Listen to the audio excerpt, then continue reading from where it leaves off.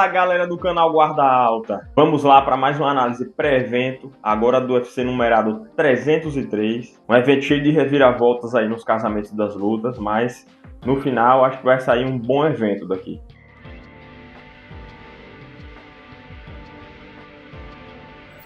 Guarda Alta! Pessoal, não teve pós-evento do último que rolou agora na Arábia Saudita, eu tô pensando em fazer uma coisa diferente, talvez um compilado menor que saia no domingo, ou na manhãzinha da segunda, porque muita gente acaba fazendo pós-evento e o meu acaba ficando atrasado. Como eu demoro para gravar aqui, as pessoas já viram muitos pós-evento de outros canais e acaba diminuindo aí a visibilidade. Então eu vou ver aí como é que eu faço um compilado, talvez, dos melhores momentos do evento que passou, para poder entregar esse conteúdo mais rápido aí para vocês. Mas vamos lá, UFC 303, Poatan vem aí, Diego Lopes, eventão.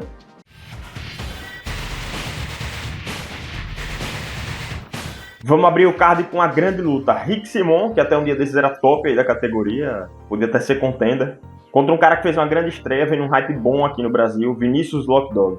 Cara, o Vinícius fez uma luta de estreia contra o Bernardo Sopai, um rapaz aí mostrou-se duro, mas era estreante também no evento, pegou a luta em cima da hora, se não me engano. Deu uma luta difícil pro Vinícius, muito bom em pé, quedou o Vinícius diversas vezes. Vinícius se dificultou, mas o cara acabou cansando e ele arrumou os nocautes mais bonitos do ano aí contra o Sopai, né? Acabou gerando um hype bem bacana, arranjou uma joelhada voadora ali, show de bola. Já o Rick Simon é muito duro, já enfrentou grandes nomes aí da categoria, tem finalização, por exemplo, contra o Merab, você vê que o cara é bom. Eu acho que é o seguinte, o Vinícius é bom em pé, troca nas duas bases, tem a mão dura, sabe colocar os golpes, mas eu acho que o Sopai mostrou o caminho das pedras, quer dar e dar uma amarrada nele ali no chão. Eu acho que o Simon tá no nível alto no UFC há algum tempo já. Eu acho que ele tem jogo para parar o Vinícius por aqui. Acredito na vitória do Simon por decisão. Fazendo isso, aquele jogo agarrado, levando a luta para frente, né? E acabando vencendo aí o brasileiro numa decisão.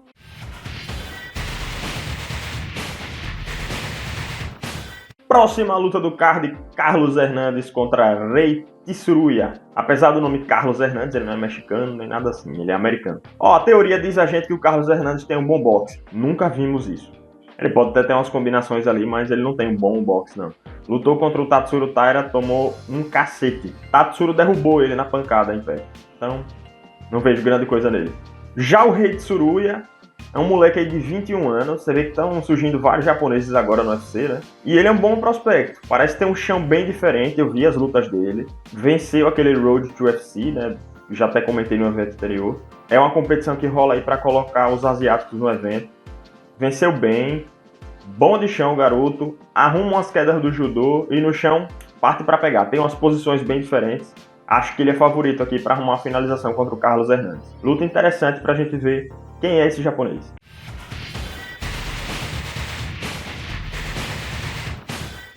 Antes de começar a falar sobre essa luta, eu quero dizer que eu respeito muito a história do Arlovski, tá? Andrei Arlovski contra Martin Buday. Rapaz, é o seguinte, o Arlovski ele não nocauteia alguém desde 2015 e ele é lutador de striking. É isso que ele faz. Quando ele vence atualmente, é ciscando no octógono, colocando combinações rápidas de boxe e saindo. Mas geralmente é o seguinte, ele ganha o primeiro, o segundo e perde o terceiro round. E isso já não acontece há algum tempo, ele perdeu as 3 últimas. Então é isso, ele costuma cansar no terceiro, o cara já tá com 45 anos, é um dos mais veteranos aí do evento. E vai pegar um lutador que eu acho fraquíssimo, que é o Martin Buday. É bem verdade que ele tem algumas vitórias no UFC, mas assim, são sobre caras piores ainda do que ele. Pegou o Shamil agora na última luta, foi nocauteado. O jogo dele é basicamente o seguinte, coloca os caras para andar para trás, fica ali na grade cansando-os até arrumar um nocaute ou levar assim na decisão mesmo. Se cair no chão, por cima ele tem um jogo... É difícil dizer que o cara tem um jogo bom, bicho. Tem um jogo decente por cima, mas enfim, é isso aí. Como o velho Arlovski não nocauteia ninguém desde 2015, como eu já disse aqui, eu acredito que o Martin Buday vai conseguir cansar ele. O Arlovski deve tentar se escalar aí no primeiro round, mas eu acho que o Martin Buday vai conseguir impor o jogo dele de clinch chato, aquela trocação mequetrefe no infight, o dirty boxing, e vai acabar levando aí numa decisão chatíssima. Vou torcer pelo nocaute do nosso amigo Arlovski, nosso bielorrusso Arlovski, mas eu acho que não vai rolar não. Acho que vai dar Martin Buday decisão.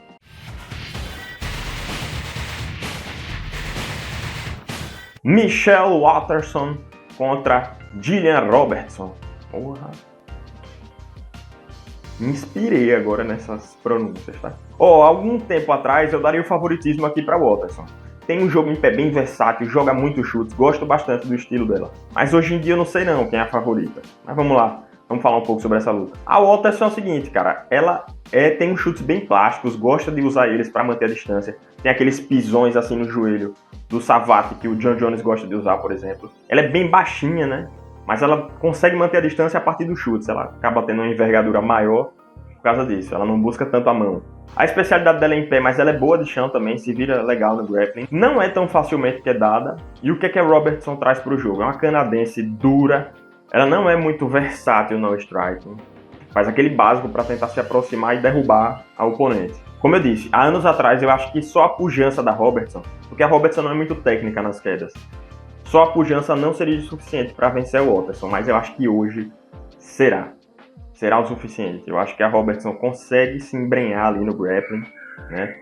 Como ela fez na última contra a Poliana Viana, por exemplo. A Poliana Viana é uma faixa preta de jiu-jitsu, a Robertson tirou ela para nada no chão.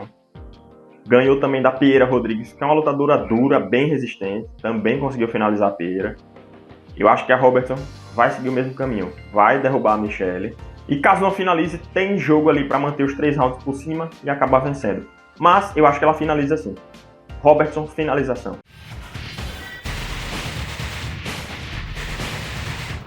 Peyton Talbot contra Yannis Ghemmouri. O Peyton Talbot chegou com um hype bem grande no UFC, chegou meio como o novo Sean O'Malley.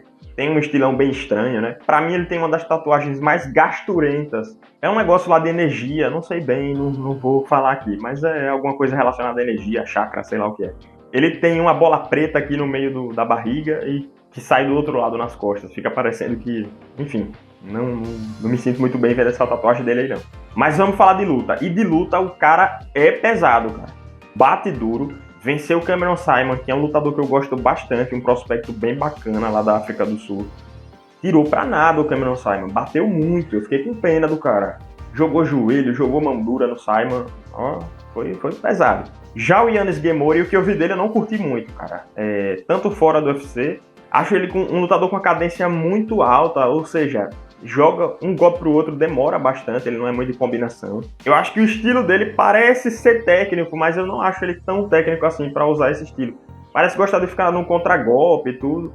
Mas enfim, na última luta, por exemplo, contra o Gomi, ele ficou esperando a distância e ficou esperando os golpes do Gomi e não conseguia contragolpear a tempo. Quando ele precisa se impor, não parece ser um lutador tão bacana. E assim, se ficar no jogo de contragolpe contra o Talbot e não conseguir acertar mãos duras ali, fazer o cara respeitar ele, ele vai sofrer como o Cameron Saaiman sofreu. Então até já me adiantei. Ele vai sofrer como o Cameron Saaiman sofreu. Talbot por nocaute.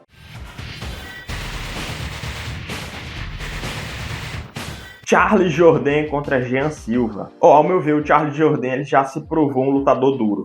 No começo eu não levava muita fé nele.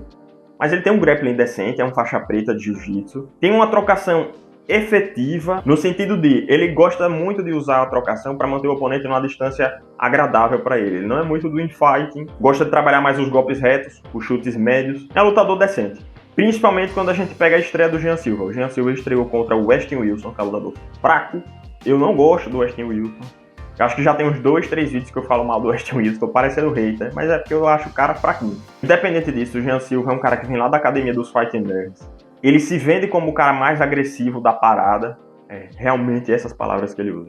Mas ele não é um cara só agressivo. Para ele começar a imprimir a agressividade dele, ele precisa primeiro sentir o flow da luta. Eu já percebi isso. Ele não começa do primeiro round já agressivo.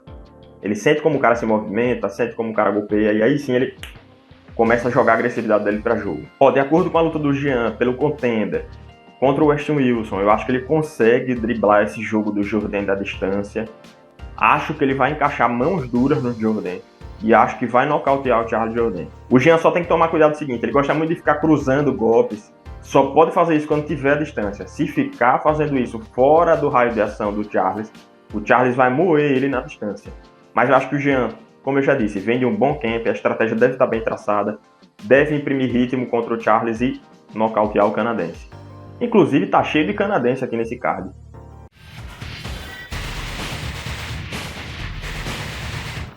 Não apostem nessa luta. Cub Swanson versus André Fili. Essa luta aqui é pra quem gosta de um bom striking. Assista pela diversão, cara. Não bote seu dinheiro nisso aqui, não. Pode dar ruim a qualquer momento. O Cub Swanson tem um dos strikings mais inventivos do esporte. Ele joga de guarda baixa, raramente você vai ver ele trabalhando jab com direto, simplesmente. Ele tira uns golpes do bolso assim que você nem imagina que ele vai fazer. Eu já vi ele jogando combinação de mão seguida de joelhada voadora. Já vi ele jogando overhand lá do meio da rua e depois indo com um chute rodado. Enfim, é um lutador muito bacana de se assistir, principalmente quando ele vem empolgado. Quando ele quer dar lutão, ele dá. O André Fili tem um dos strikings mais divertidos do esporte, joga golpes no ortodoxo, joga de guarda baixa, se movimenta muito bem no octógono. Parece que eu tô me repetindo, né? Não, os dois são muito parecidos. No conceito, estilisticamente, não tanto. Você olha os dois e vê diferenças, claro. Mas o conceito é o mesmo, dois strikers divertidos. E é isso que eles devem fazer aqui. Um bom striking. Eu acho que o André Fili vai nocautear. O Cub já tem muitas guerras nas costas. É um cara durável? É. Se vier empolgado, é difícil de ser derrubado? É também. Mas eu acho que o André Fili aqui consegue nocautear, é mais jovem. Tem bastante guerra também no cartel, mas eu acho que tem uma rodagem menor do que o Cub. O Cub já deve estar com seus 40 anos ou próximo disso. Meu palpite é André Fili por nocaute. Vou torcer pro Cub nocautear, gosto bastante desse lutador. Mas acima de tudo, acho difícil essa luta ser ruim. Não vejo como essa luta pode ser ruim.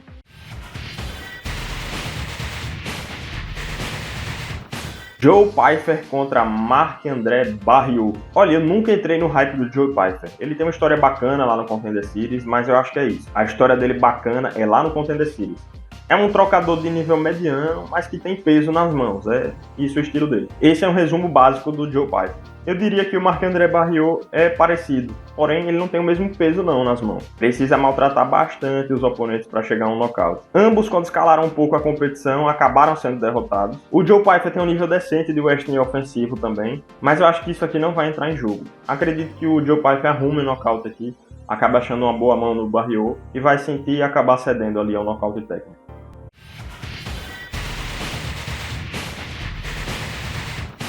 Se a luta anterior não me inspirava muito no striking, essa aqui inspira demais. Ian Garry contra Michael Venom Page. Que casamento bacana, senhores. O Ian Garry é bom em pé, é rápido, gosta de bater e sair, joga combinações rápidas, misturando geralmente um chute no final dessas combinações.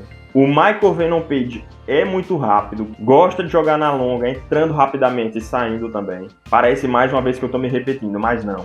Num olhar macro do striking, eles dois realmente se parecem. O Ian Garry, apesar de ter um estilo meio karateca na questão da distância da luta, é um lutador mais tradicional do Muay Thai. Ele vai jogar jab direto, vai cruzar, vai chutar baixo, vai jogar um chute na cabeça. O Michael Venom Page já é mais karateca de tudo mesmo. Tem mãos rápidas, geralmente os golpes que ele trabalha são os golpes retos, mas tem muita inventividade. Tem joelhada voadora, tem chute frontal, tem chute rodado, enfim. Pode sair de tudo ali do Michael Page. O irlandês tem bom controle de distância? Tem. É perfeita? Não. A gente já viu o Ian Garry errando a distância e tomando knockdown de um chinês rua aí, que ninguém lembra mais, mas ele tomou o knockdown desse cara. O Venom Page tem um controle de distância primoroso? Tem também. E é menos falho do que o do Garry. No strike por striking, eu acho que não é uma boa pro Garry. Ele não vai fazer um jogo de infight aqui contra o Page, não é uma boa pra ele. O Page tem jogo pra sair disso e acaba vencendo ele. Ele tem que rodar, saber usar as combinações. Acho que o chute baixo é uma boa aqui. Finalizar toda a combinação com o chute baixo para ir tirando um pouco da movimentação do Page. Se ficar só no striking, eu vejo vantagem pro Page. Mas eu acho que o Garry tem inteligência, já mostrou isso. Ele sabe ganhar luta. Eu acho que ele vai fazer o jogo em pé, claro, mas mixando com quedas. Ele tem quedas também. Se for necessário, ele pode usar. E eu acho que aqui vai ser necessário. É trabalhar em pé, visando pontuar, e assim que puder, joga uma queda no Page. E vencendo os rounds de 10 a 9 mesmo. Se surgir uma oportunidade para alguma coisa maior, aproveita. Se não, vai fazendo esse jogo. Troca para pontuar, queda no final do round. Essa seria a estratégia que eu usaria. E eu acho que o Garry vai usar algo parecido. Vitória do Garry numa decisão apertada.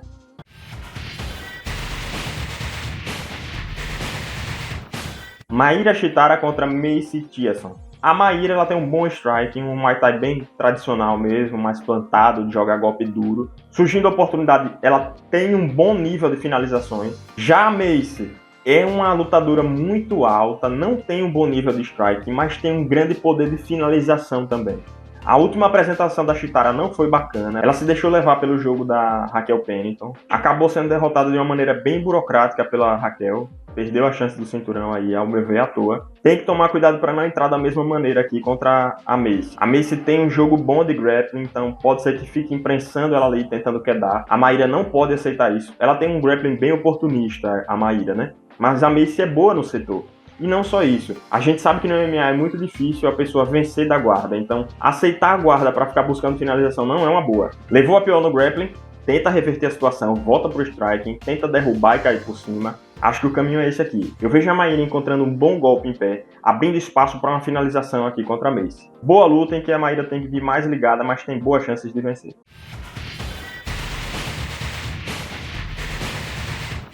Anthony Smith contra Roman Dolidze. Olha, eu gosto da atitude do Anthony Smith. Não falando tecnicamente, mas ele é um cara que não tá nem aí, irmão. Ele aceita qualquer um a qualquer hora. Ele tem um Muay Thai bem básico ali, gosta de ir maltratando os oponentes com leg kick, por exemplo. Você vê que ele ganhou o Petrino assim. O movimento derradeiro foi a guilhotina? Foi. Mas ele matou a panturrilha do Petrino ali, que entrou em queda todo destrambelhado e acabou caindo na guilhotina. Enfim, o Anthony Smith tem um Muay Thai básico. Quando surge uma oportunidade, ele sabe finalizar ou nocautear. Cara, já o Roman Dolidze, pra mim, é a questão do urso em cima do poste. Ninguém sabe como é que tá lá. Eu acho ele um lutador fraquinho.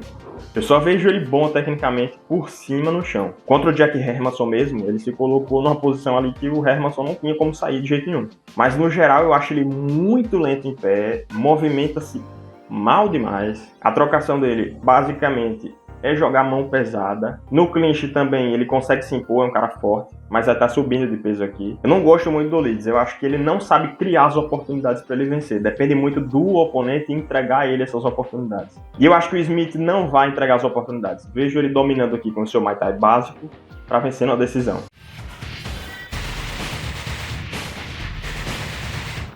Lutaço, lutaço, lutaço.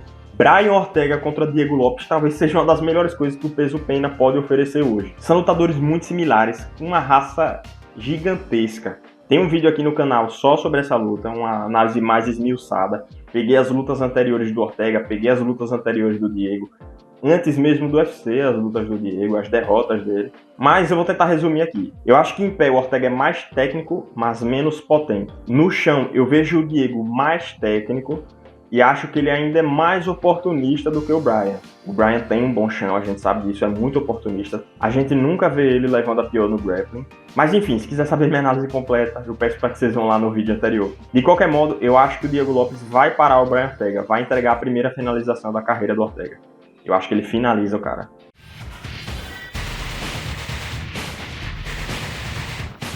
Alex Poatan contra Jiri Prochazka. Cara, tem pouco tempo da última luta desses dois e nada mudou do sentimento da primeira luta para essa. É imprevisibilidade total, são dois caras muito bons. Temos dois caras guerreiríssimos aqui.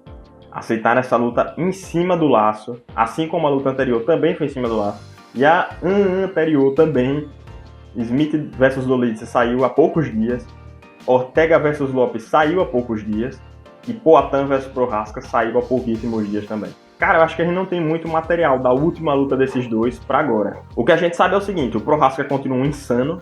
A última luta dele contra o Rakic, ele apanhou muito até arrumar o nocaute. O Poatan fez uma exibição contra o Jamahal Hill, porque assim, o Hill não infligiu dano algum nele. Colocou um cruzado ali, não tem muito o que tirar daquela luta, infelizmente. Pra mim, o Poatan é daqueles caras que faz as pessoas que dizem assim, ah não, a trocação é loteria. Trocação é o pênalti das lutas.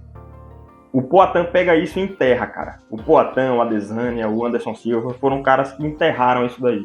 O Poatan é muito técnico, ele sabe construir o nocaute, sabe jogar o jogo das fintas. Todo mundo sabe que ele tem um cruzado de esquerda mortal e todo mundo acaba caindo. Por quê? Porque ele sabe setar as armadilhas muito bem. Ele vai punir suas pernas, ele vai golpear seu corpo. Na hora que você abaixar a guarda, ele vai jogar um cruzadão na sua cara. Já o Jiri é o cara que faz exatamente o contrário. Ele transforma toda a luta em uma disputa de pênaltis, em loteria. Isso pode parecer pouco?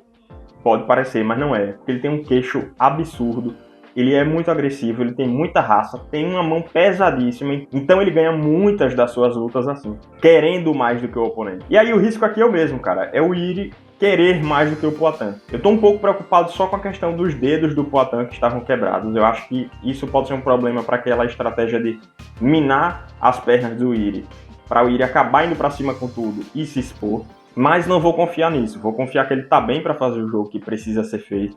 O Iri soltou aí recentemente nas redes um cara simulando o estilo do Poatan, né? Inclusive simulando bem. Mas se isso fosse o suficiente, o Aldo era campeão até hoje, né? O Aldo, na época que foi lutar contra o McGregor, trouxe o Jonas Bilharinho para ficar imitando o McGregor, e ele fazia isso muito bem. A gente viu o que aconteceu. Não tô dizendo que o desfecho vai ser igual ao que aconteceu lá, mas assim, o Poatan é mais técnico, já ganhou do cara, então o favoritismo é dele. E eu vejo ele fazendo a mesma coisa. Acho que ele consegue vencer o Iri agora. É muito difícil o Iri mudar essa natureza dele.